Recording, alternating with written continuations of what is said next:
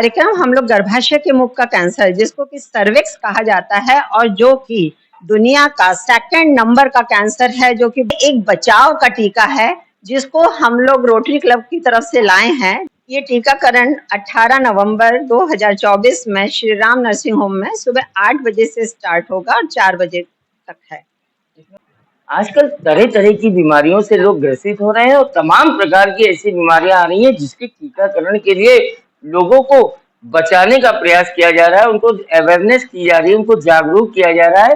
चाहे वो पोलियो का रहा हो, चाहे कोविड का मामला रहा हो, चाहे किसी प्रकार की ऐसी गंभीर जो बीमारियां नहीं हो, जो जानलेवा नहीं हो, उनके लिए सरकार ने तमाम प्रयास किए। लेकिन गर्भाशय के मुख का कैंसर, बालिकाओं को इस गंभीर बीमारी से बचाने के लिए जिस तरीके से सरकार के कंधे से कंधा मिलाकर रोटरी क्लब ने एक कार्यक्रम चलाया है, यहाँ पर एक जागरूकता अभियान चलाने के साथ टीकाकरण का कार्यक्रम किया है। ये कार्यक्रम 18 नवंबर को यहाँ होगा। मैं श्री राम नर्सिंग होम में खड़ा हुआ हूँ, यहीं पर टीकाकरण किया जाएगा। आइए यहाँ पर रोटरी क्लब की प्रेसिडेंट डॉक्टर रेनू अग्रवाल है, उनसे समझते हैं कि किस प्रकार का ये कार्यक्रम है और कैसे टीकाकरण होगा और किस प्रकार से लोगों को क्या क्या इसके लिए तमाम जो औपचारिकताएं वो पूरी करनी पड़ेंगी। डॉक्टर साहब के श्रीमुख से सुनते हैं और वो खुद आपको बता देंगी कि आखिर ये पूरा प्रोग्राम कैसा है और कैसे आपको इस टीके का लाभ आपके परिवार में बेटियों को मिलेगा। डॉक्टर साहब बहुत बहुत आपको धन्यवाद, आप ये कार्यक्रम चलाने जा रहे हैं। आपको भी क्या धन्यवाद। है ये कार्यक्रम, बताइए। ये बहुत बृहद रूप में फैला हुआ है और अमूमन लमसम 200 लेडीज पर डे इसके कारण बनती हैं और इसके कारण अपनी उनको जान से हाथ धोना पड़ता है।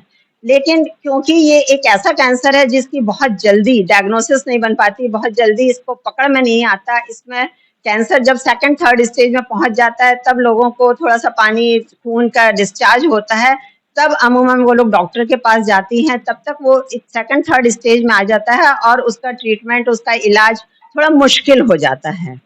तो इसी को बचाने के लिए जैसे कि टिटनस, कोरोना, डिप्थीरिया, मम्स, इतने सब वैक्सीन बनाए गए थे। कोई जरूरी नहीं है कि वो मरीज हो उसको टीका लगाया जाए। ये जिसमें हम लोगों की मदद cancer patients aid association Bombay कर रहा है, ये हम लोग यहाँ लेके आए हैं, जो कि अभी निःशुल्क हम लोग दे रहे हैं।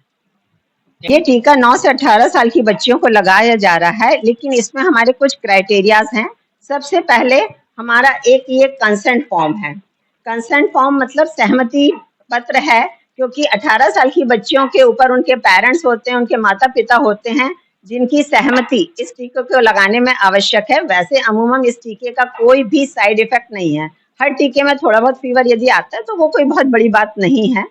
इस टीके का कोई भी अभी तक ऐसा कोई साइड इफेक्ट पता नहीं चला है। ये सहमति पत्र है।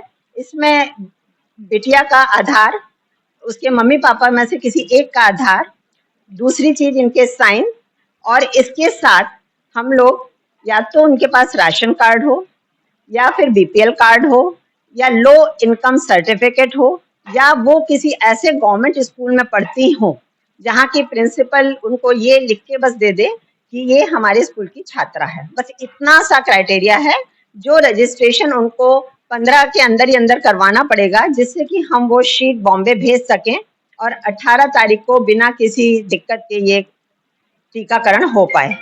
ये फॉर्म कहाँ पे प्रोवाइड होंगे, कैसे मिलेंगे? ये फॉर्म हम लोगों ने 6 जगह यहाँ उपलब्ध करा रखे हैं। गोंडा में एक श्री राम नर्सिंग होम है, एक नेशनल डायग्नोस्टिक सेंटर है, देवांगन नर्सिंग होम है, SCPM है डॉक्टर साहब का, सतीश चंद्र मेमोरियल वाला डॉक्टर रंजना मौर्य का है, और गोंडा नर्सिंग होम या Gonda medical centre doctor Anita Mishra वाला है। यहाँ 6 जगहों पे फॉर्म मिल जाएगा। जी हाँ, इन 6 जगहों पे हमेशा फॉर्म उपलब्ध हैं। या उनका कोई क्वेश्चन है, क्वेरी है इस टीके को लेके, तो डॉक्टर्स उसको क्लियर कर रहे हैं। यदि उनका कॉर्पोरेट में जिसमें काम कर रहे हैं वो लोग, उनके जो मालिक हैं वो उनको जस्ट ये लिख के दे दे कि इनकी इनकम एनुअल इतने से कम है, तो वो कहाँ पे पूरा टीकाकरण कराया जाएगा और क्या समय निश्चित किया गया? बाहर से भी डॉक्टर्स आ रहे हैं? इसमें एक पूरी टीम बॉम्बे कैंसर इंस्टीट्यूट से ही आ रही है, वही टीका लेके आएगी और वही टीकाकरण करेगी। क्या लगता है आपको, ये लोगों को जागरूक होना पड़ेगा इसके लिए? कितना फर्क पड़ेगा इससे पूरे समाज में? मेरे हिसाब से तो ये प्रोजेक्ट रोटरी ने इसीलिए लिया ही है, जैसे उसने पहले पोलियो लिया था, ऐसे ही ये एक बहुत इम्पोर्टेंट प्रोजेक्ट है जो रोटरी ने अब लिया है। और हाँ, थोड़ा समय लगेगा, लेकिन बहुत इम्पोर्टेंट प्रोजेक्ट है और धीरे-धीरे इसका असर हमें देखने मिलेगा। जैसा कि आप देख रहे थे कि अभी डॉक्टर साहब बता रही थी कि गर्भाशय के मुख के कैंसर के लिए भले ही सरकार के यहाँ अभी सरकारी तौर पर भले ही कहीं भी वैक्सीन उपलब्ध ना हो पाई हो, सरकार ने एक बार प्रयास भी किया था बताया जा रहा है, लेकिन चूंकि वो इतना ज्यादा अवेयरनेस नहीं हो पाई कि वैक्सीन भी एक्सपायर होकर वापस तक चली गई।